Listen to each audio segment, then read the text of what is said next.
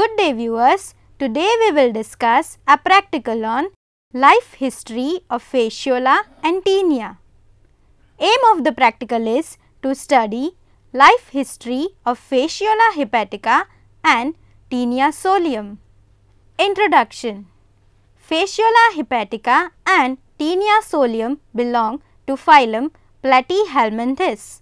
In 1859, Gegenbaur proposed the phylum name Platyhelminthes for the flatworms. The word helminth is a general term meaning worm, but there are many different types of worms. Prefixes are therefore used to designate types.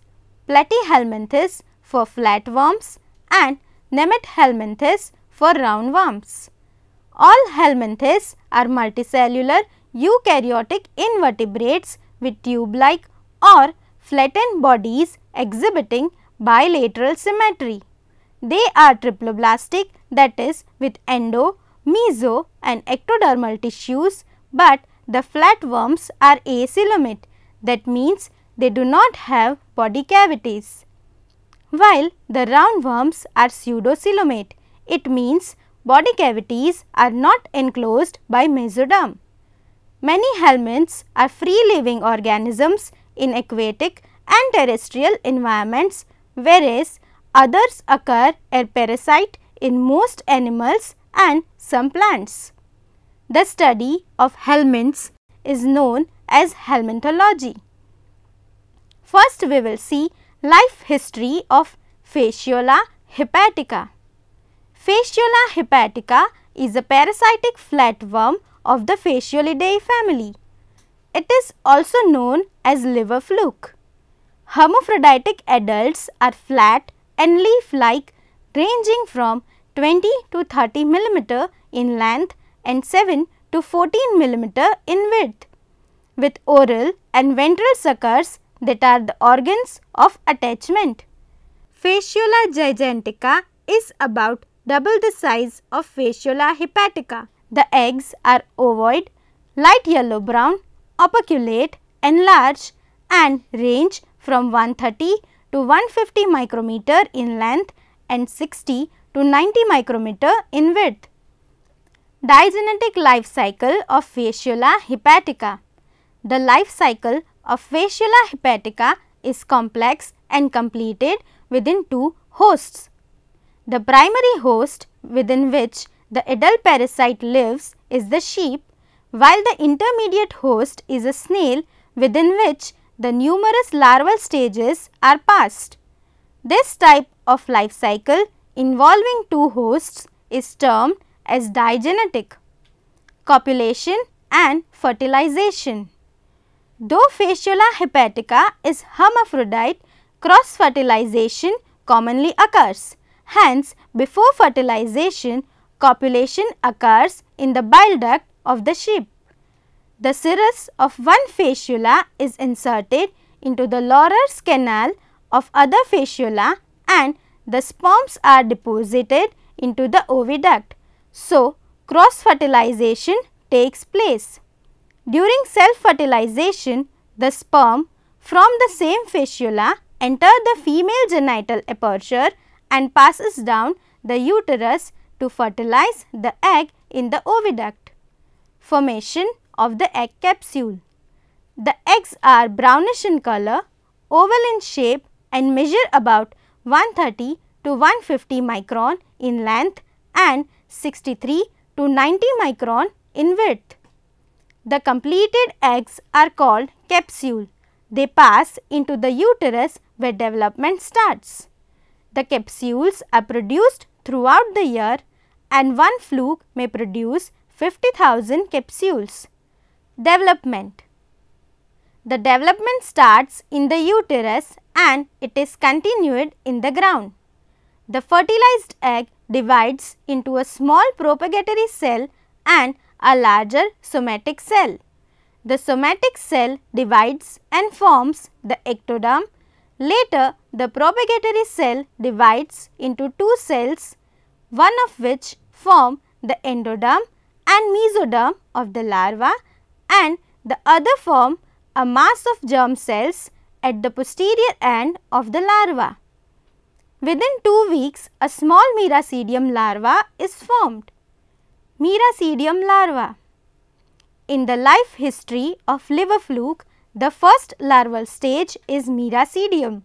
When the egg is placed in water, the lid opens and Miracidium comes out.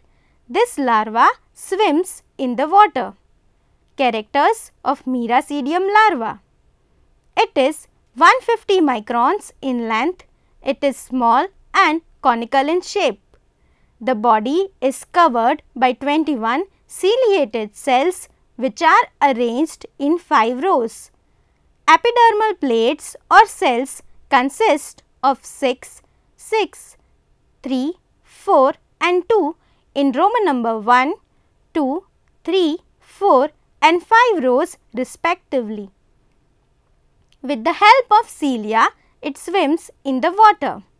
At the apex of the larva, an apical papilla or boring papilla is present. An apical gland is present in the Miracidium larva which opens into the apical papilla. On either side of it, 2 penetration glands are present. A brain is present. Above the brain, 2 eye spots are present. Pair of phlegm cell is present which open out laterally towards the posterior end. The larva shows a number of germ cells. The Miracidium larva lives only for 8 hours. During this time, it will swim in search of the secondary host. Transmission to secondary host. The secondary host of liver fluke is Limnia truncatula or Planorbis, that is freshwater snail. When the Miracidium larva comes in contact with the snail, it pierces into the soft body of snail. Apical papilla and secretions of penetration gland will help the larva to bore into the body of snail. In the body of snail, Miracidium develops into sporocyst stage. Characters of sporocyst larva. It shows extreme degree of parasitism, being devoid of alimentary canal and locomotory organs. Body becomes rounded, having germ balls and 4 phlegm cells. Sporocyst becomes germinal, sac-like structure measuring about 1 mm in diameter. Body wall layers are tegument having epithelial cells, muscle layers and mesenchyme. Germ balls in sporocyst multiply and form next or third larval stage called as radia larva. Sporocyst is non-feeding stage. It subsequently transforms into radia, Cercaria and Metacercaria larva before reaching maturity. Characters of radia larva. In the sporocyst, 5 to 8 radia larvae are produced. They come out of the sporocyst by rupturing the wall of the sporocyst. This larva is elongated in structure and covered by a thin cuticle. It shows a muscular collar which helps in locomotion. Near the collar, a birth pore is present from which the next larval stage comes out. The larva shows a gut which opens out through mouth. Mouth opens into pharynx which leads into intestine. Many phlegm cells are present.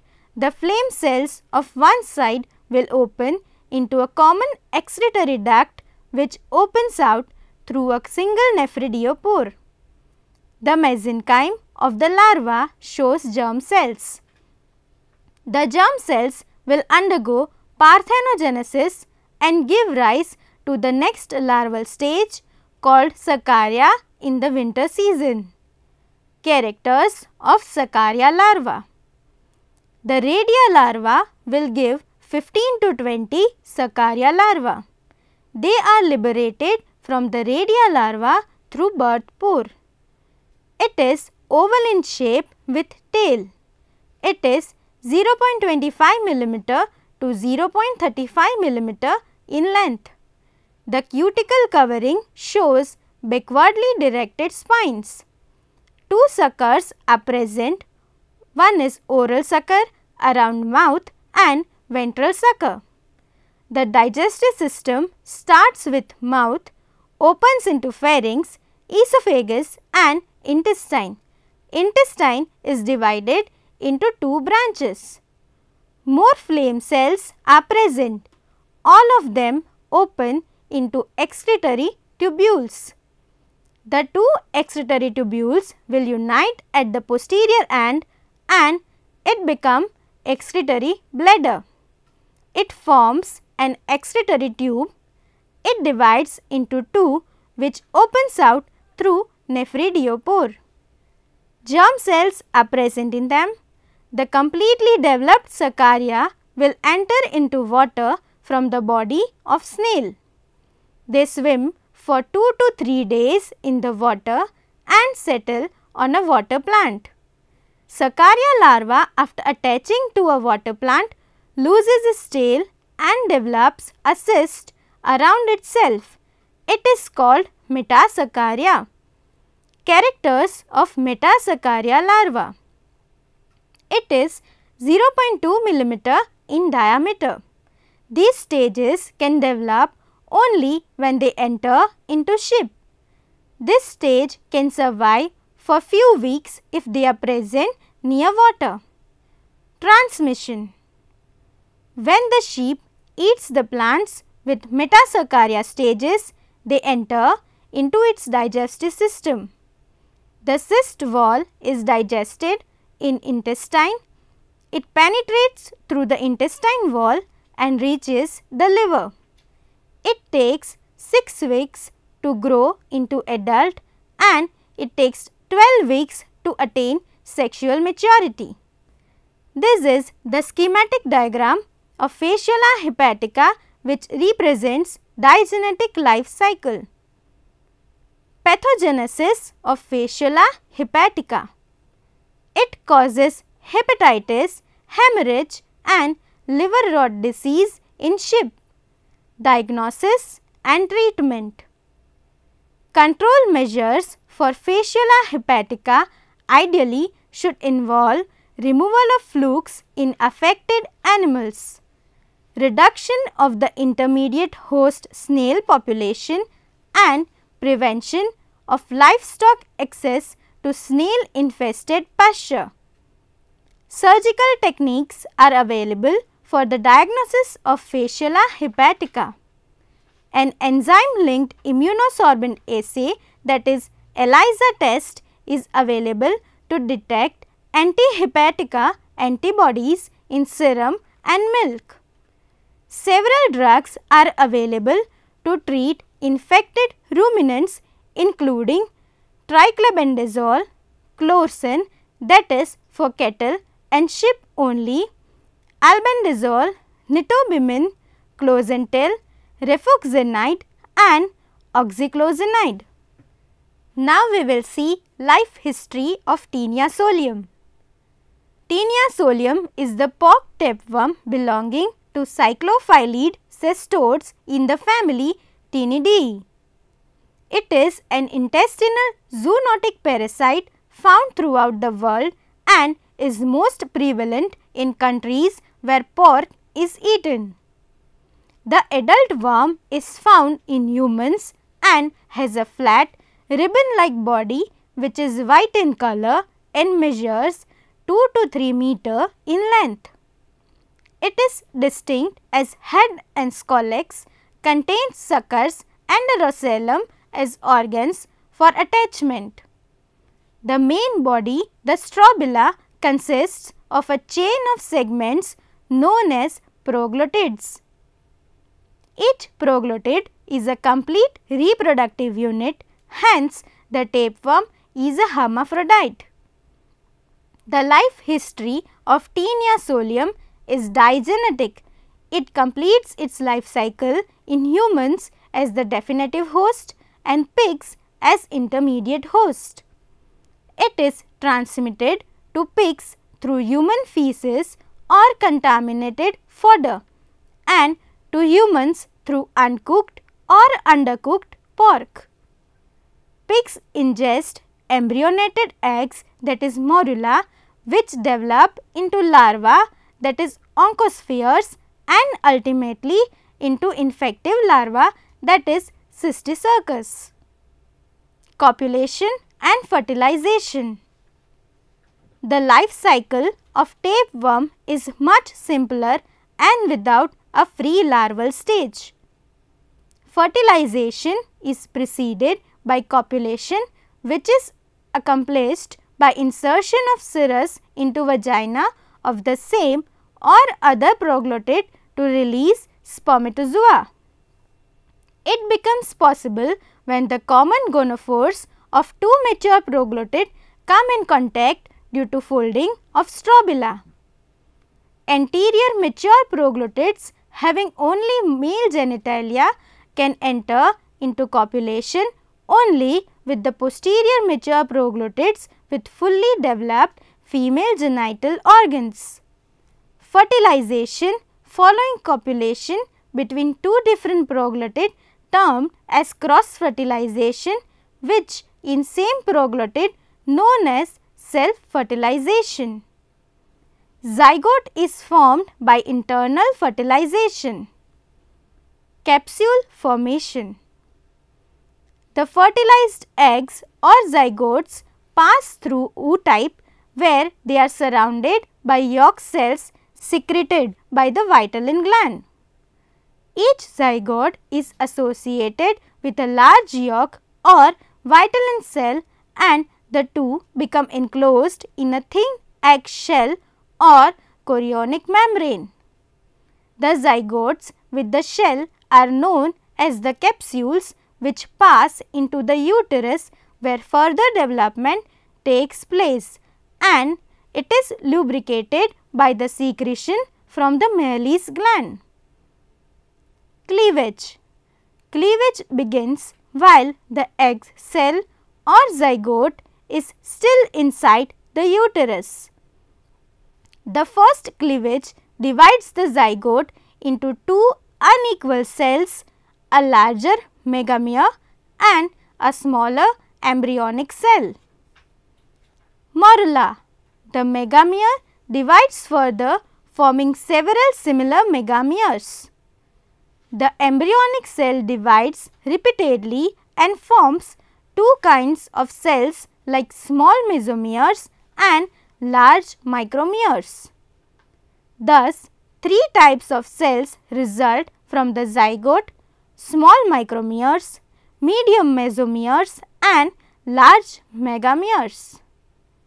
The micromeres form a rounded mass, the morula, surrounded by an inner envelope of mesomeres and an outer megamere.